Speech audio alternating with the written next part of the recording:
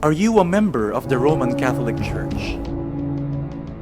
Are you intrigued or challenged by clever questions and malicious accusations from the enemies of the Church? Bakit hindi Bakit nag-aasawa yung mga tayo, pari? no, ang mga Bakit po ba tayo mga Katoliko gumagamit? Bakit po ba gumagamit ang mga pari ng Bakit incense? po may pista prosesyon ang mga Bakit Katoliko? ba paulit-ulit magdasal ang mga Katoliko? All your questions will now be answered and all your doubts cleared, featuring the two prominent Roman Catholic apologists of the Philippines, Attorney Mariel Liasos of the Order of Preachers and Reverend Father Abe P. Arganiosa, in a dynamic tandem to explain and defend faith and to guide us all to know the truth.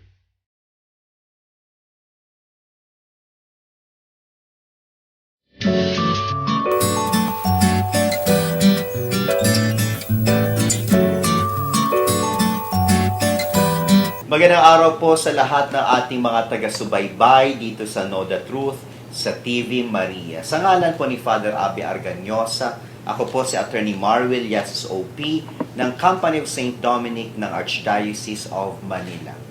May mga pagkakataon na po tayong nagtanghal ng mga conversion stories ng ating mga kapatid na dating Iglesia ni Cristo o dating daan o born again Christian. Pero sa pagkakataong ito, iba naman po ang ating matutunghayan. For the first time sa TV Maria, for the first time sa Know the Truth, isa pong conversion story naman mula sa pagiging Sabadista at ngayon na po ay isang lubusan at ganap na Katoliko. From Seventh-day Adventist to the Catholic Church. At siya po ay kilala sa larangan ng pagandahan, isang trainer po ng mga beauty queens. Walang iba ang aking kaibigan, si Miss Bembem Sabanal. Magandang araw sa iyo, Bem. Good morning po. Nakakatuwa sapagkat you were attending our CFD. No? I know. And then now you're And guesting. then now I'm here. Yes. Oh my goodness. Tell us something first about your family. Anong klaseng pamilya ba meron ka noon in terms of religion? Okay. Mixed. Ika nga. Yung ano ko kasi, yung father ko, Seventh-day Adventist talaga sila. Siya, opo. Tapos yung sa mother side ko naman, Catholic. Pero what happened is, yung mother niya naman nag-convert sa born again. Pero yung father niya kasi namatay na, yung lolo ko, so hindi ko na yun na-meet. So talagang So parang na mix talaga yung doon sa pamilya nyo, in terms of religion, parang chop suey. Okay, paborito ko ang chop suey. Pero yung kanyang pamilya, may Katoliko, yung nanay, Sabadista yung tatay, yung lola naman born again. How was it like growing in that kind of religious environment? Oh, it's beautiful because there was a lot of discipline. I guess because you get to mix yung mga iba-ibang, alam mo yung disiplina ng mga religion. So, naging naging maganda yung pagpapalaki sa amin ng mga sa aming magkakapatid kasi nga dapat ganito ha, especially yung sa Seventh-day Adventist, worship 6 in the morning and then also on sundown, then we pray together. Yung Sabbath, Yung Sabbath tama. ganun talaga. So tapos yung talaga very particular talaga dun sa mga pagkain na kinakain, yung mga ganon. Yung bawal yung Tapos pork. yung mga ganyan. Yung mga Levitical standards. Yes. Tapos yung mga, syempre, yung lang party-party, yung mga, of course, liquor, yung smoking, mga ganun. As in, super strict talaga yung upbringing. So, hindi ba nagdulot sa iyo ng confusion dahil iba-iba yung uri ng disiplina ang natamasa mo nung kabataan mo? Yung confusion nag-result na-realize ko yung later na nung paglaki ko na parang in-entertain ko yung New Age. Okay.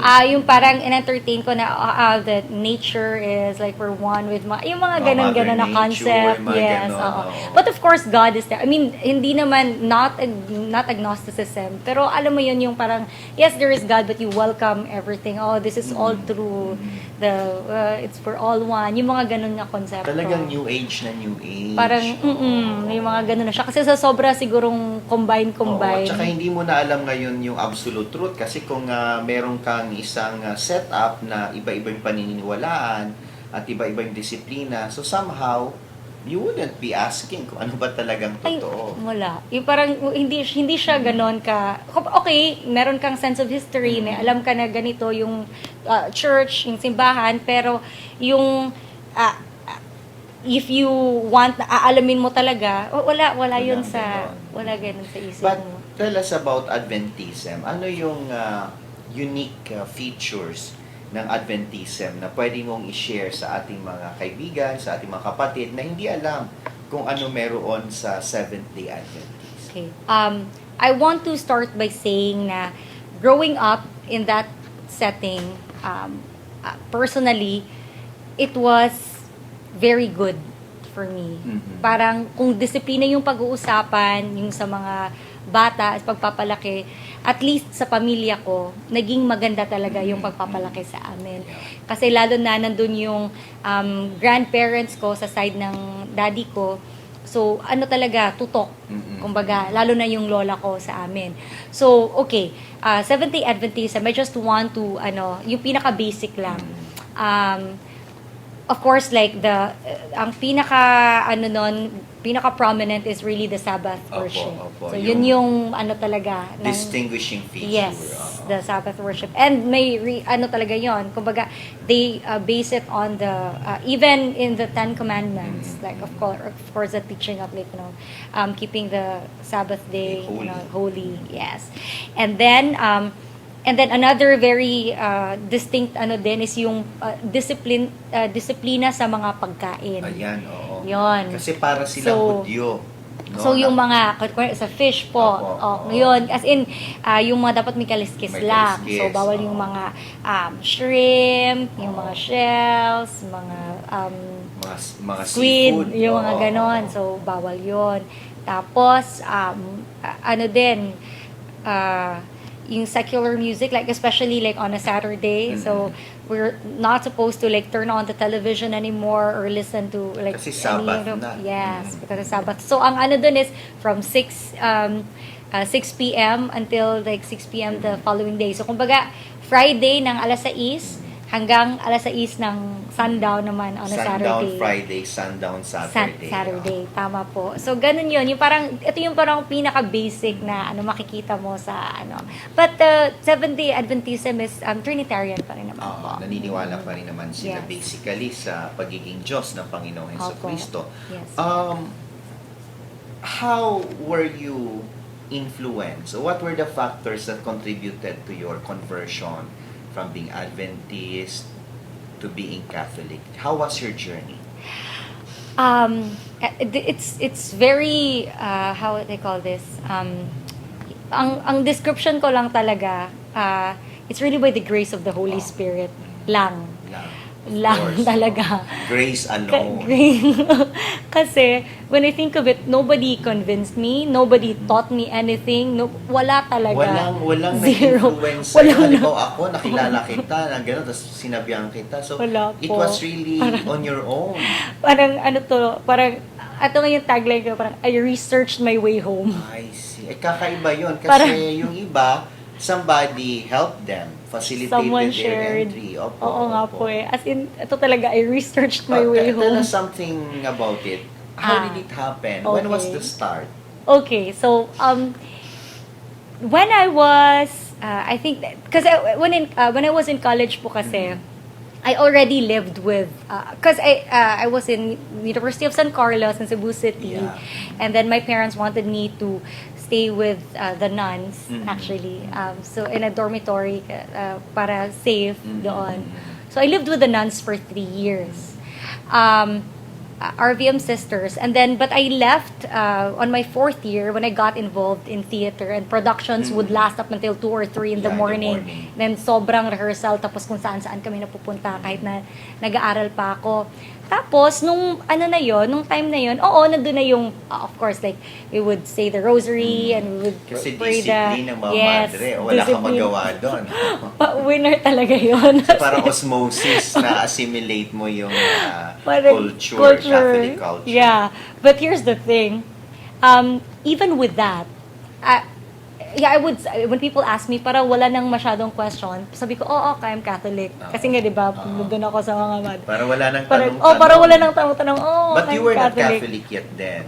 But no, not at all. I didn't understand anything. Zero inkling about what the Catholic Church teaches. The only thing I know is that I just love being in Mass. Yun lang, parang I just, there's just that sense of peace. And I just know that I have to be in the Mass. But because it's attraction to you. Yeah, but I don't understand it. But I'm okay. What's happening there? Yeah. So okay, yeah, Jesus is there. Alright, yeah, sure. But the transubstantiation thing, wala talaga akong concept nun. Zero talaga. Napaka-interesting ng story mo, no? Tapos, edi, okay, misa-misa, ganyan. Pero eto na, I do, and I already, I have repented on this already. And perhaps some of the priests in Don Bosco in Makati would probably remember a girl who would pretend to go to confession. Pretend lang. I would Sige pretend. mo alam kung ano yun. Oh, you know what? I would pretend to go to confession and just so I would like debate or question or ask okay. priests. Parang So, I would para just meron question ka them. ng encounter sa pare, magkukumpisan ka kunyari para sa confessional, didibatiin mo. Parang po. Oh my God, I would ask. Or sometimes, like especially during, because I love to read. Tapos eto yon yung yung Da Vinci Code na book. Itong kasagsagan nitong paglabas nito. And every time, like, I would go to Mass, like, for a good, I don't know, 3 or 5 months yata, parang merong pagkakataon talaga na magsasalita ang pari tungkol doon. There came a point na sabi ko, wait lang, parang nakapagod naman to, hindi nga totoo yan eh. Parang gano'n, parang fiction nga yan eh. So, as inihintayin ko talaga, nang patapos yung misa, sasabihin ko sa pare, alam niyo, Father, hindi niyo na kailangan talagang yan. Oo, wala kasi, joke lang naman yan eh. Pero syempre, sa mindset ng simbahan, na parang, okay, for those na yung shaky yung faith, pwede talagang maniwala sila dun sa Da Vinci Code. So parang ganon. And then, other instances pa na I would wait lang, may misa, hintayin ko lang na, okay, tapos may masabing parang medyo off sa akin yung pare. Hintayin ko, tapos kakausapin ko siya dun sa, tapos tatanungin ko, gaganunin ko siya. Or I would say, oh, you're wrong. Parang, but very strong nicely. palang personality mo.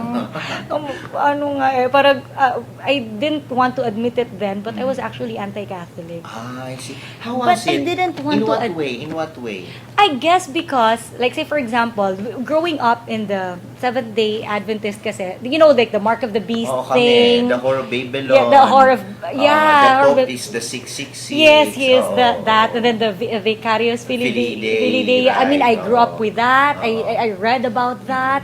And then of course, it's being preached to you. The Rosary, na parang ano yan, Pagan parang, and then, prayer, and Mary, and then the statues and saints and all these Idolatry, things. So, alam mo yun, yung ganon. So, now that So what else is new? Right? So, but of course, during that time, parang syempre, ako talaga, ang intindi ko talaga doon, parang, ay nako, joke talaga tong Catholic Church na to, kailan ba to mababagsak? Or, you know, ganyan. So, kailan ba to tumigil-tigil tong mga, pinaggagawa, mga kamaliang, mga pinagtuturo nito. Yung mga, ganun yung mindset. And especially because my grandfather would debate before, like he's an elder in the Adventist Church. So parang pastor din. Tapos magde-debate siya, yan, gaganyan siya. Tapos mga other Catholics, debate niya rin. So parang ganun yung background. So eto na, when I was already, what do you call this? After college, parang nagsa-start na ako na parang, Lord, saan ba talaga ako dadalhin? Where are you really gonna take me? Which church would you really want me to go to? But it has been a prayer for quite some time. But of course, the answer didn't come right away. Until I had a conversation with my dad about, for some reason, I've been consistently going to Mass already, even if I didn't understand anything. Tapos sinabi ko sa kanya na hindi nga, kung Christian ka nga, ano ka talaga, sa linggo ka magsisimba, hindi ka nga sa Sabado magsisimba, kung isa kang Christian. Tapos syempre, sasabihin niya, wala akong masagot. So adamant talaga siya kasi yun ang basic feature ng Adventism. Yes. Sabado magsamba. And of course, honor thy father and thy mother. So of course, he's my father. So I have to honor, right? That's up to yung discipline pa. So ang ginawa ko nun, I started researching. So, like, okay, what does the Catholic Church, and I didn't even look at history yet. So I said, okay, what does the Catholic Church talk about? I mean, what does it stand when it comes to, what is its issues. stand when it comes to itong Sabbath worship? Okay. So, doon ako nagumpisa. I came up with, to make the long story short, with a 6-page explanation. I said, okay, I'm gonna let my dad read this. You know, this parang dissertation, or parang paper that, you know, that I made out of my research, just to make him understand. I sent that to him. Tapos, walang response. So, parang, hindi ko alam kung parang naniwala ba siya or ano ba, he accepted that. Or just But simply ignored it. Or if he ignored it. All I can say is that, I don't know how he received it, but as far as I know, yung Pentecost Sunday of this year, I was able to bring my entire family to the Catholic Church. To the church? Yes. Where is that church? In Rojas City, in Capiz. Oh, I see. Yes. Tapos I was able to bring them there. My dad didn't really attend the mass, but he was in the church and he stayed in your the Blessed family? Sacrament. My entire So it's family. a family conversion. And I brought Except them. your dad. Yeah, I mean, they were there, but they didn't attend the mass. But I think they were just there because I invited them. Of course. Parang ganun lang. Out of Yes. civility and courtesy. Yes. You know, and so I said, because it was their anniversary also, it fell on my parents' anniversary.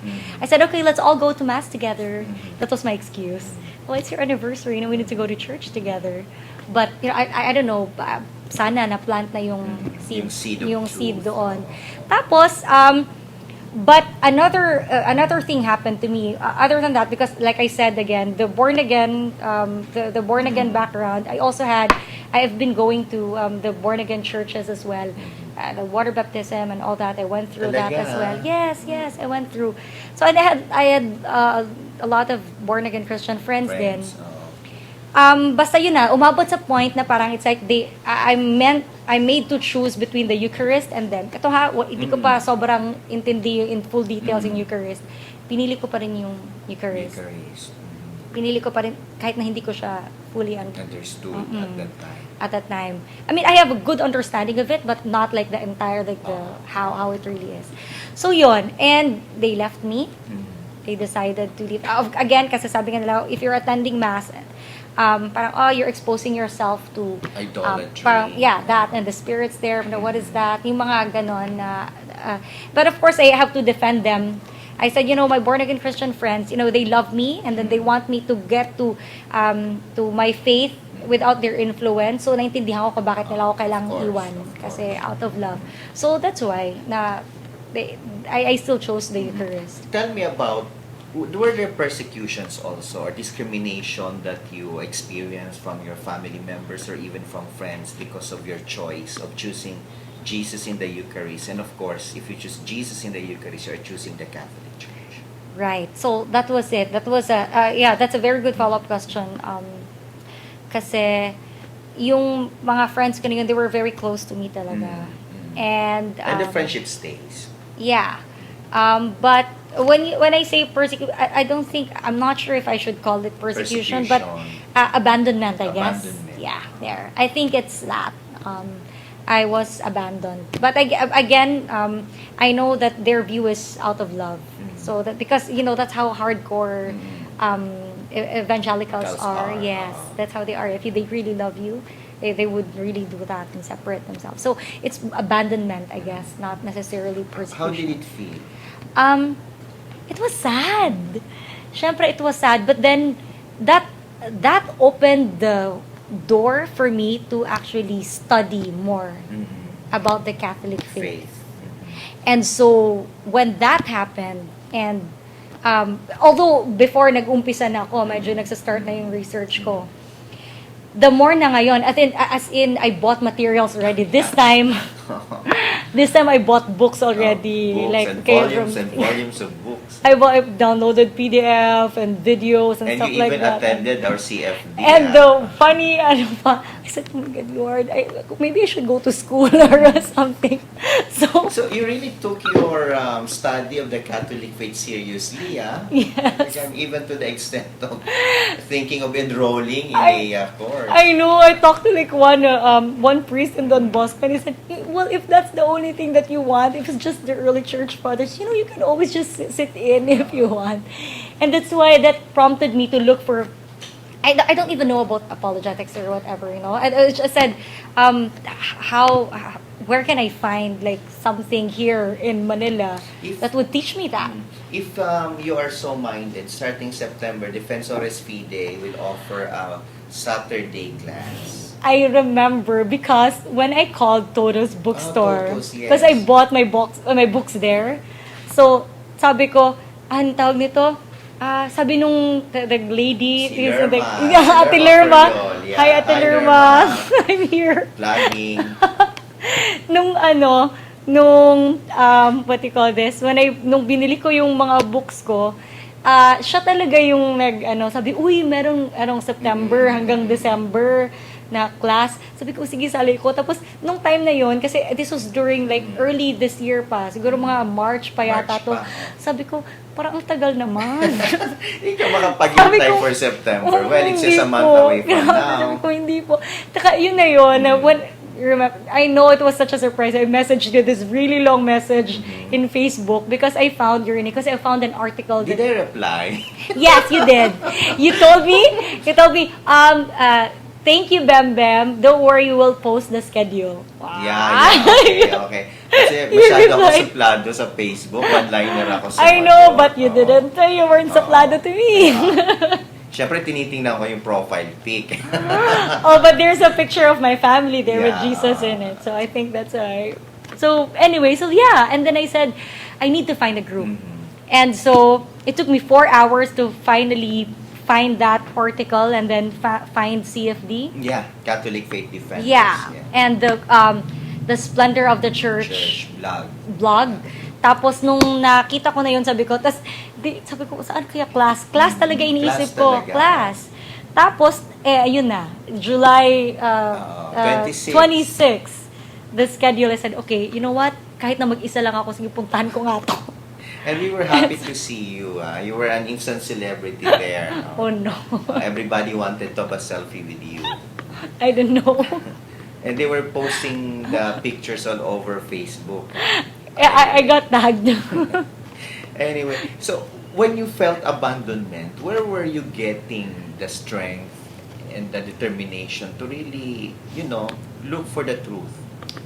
That's beautiful. The Eucharist. My answer is the Eucharist. If there is anything that I can confidently talk about now, it's the Eucharist. The very first thing that I wrote, a very long defense of my conversion. Well, I didn't really. Hindi naman na para I have to make a defense, but more of this is me declaring that I am here. I am a Catholic because of For this. the Eucharist. And so I had this article, and Father Abe was so nice. He was very kind to even feature it in Splendor of the Church.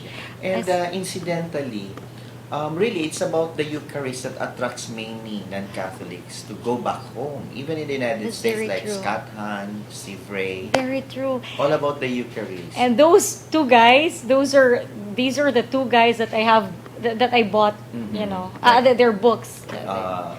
Rome Sweet Yeah, Home. Rome Sweet Home, that was the and first Crossing one. the Tiber. Crossing the Tiber, yes. You will meet Steve Ray when he comes here to the Amazing. Philippines. Those are my first two Wow. books those were the first two books. And now That I that you are finally home, no, Yes.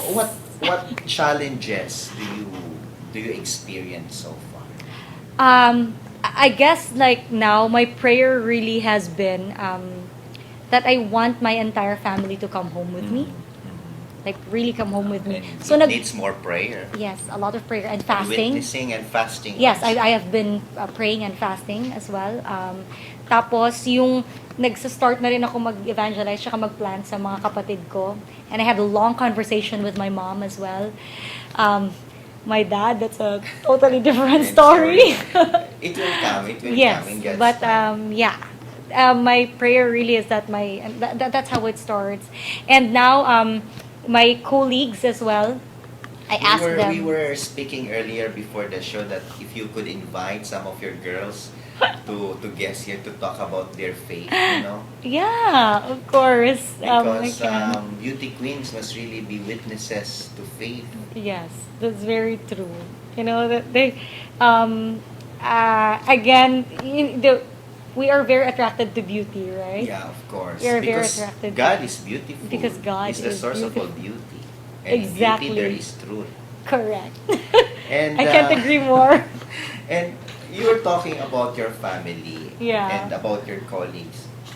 How are you able to answer their questions or their challenges or their confusion? How do you witness to them?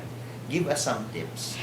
Okay, so this is how I start. When I started learning, when I started the research, sabi ko, okay, Lord, parang na-overwhelm ako kasi sabi ko parang ang dami nito, hindi ko alam kung saan ako mag-uumpisa. Sabi ko mag-share ka. Talagang- Tapos alangan namang pag when we talk, sabihin ko, Clement the First, Oh, Ignatius yeah. of Antioch, alangan namang magaganon ako, Polycarp, magaganyan-ganyan ako. So I'm sorry. So, hindi ko naman pwedeng umpisahan sa Although ganon. it's na-excite ka. So true. But of course, in my prayer, the Holy Spirit impressed upon me na you evangelize first really by acts of love, That's true. kindness, mercy, humility, compassion. That's really how you should evangelize.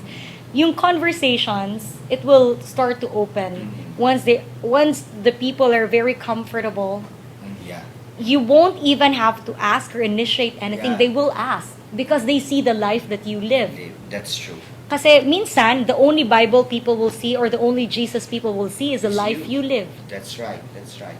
So, doon ka nag-uumpisa. Kumbaga parang, okay, kahit na ang dami mong alam sa theology, kahit ang dami mong alam sa history, pero pag tiningnan naman yung pamumuhay mo, parang, ay, anyari.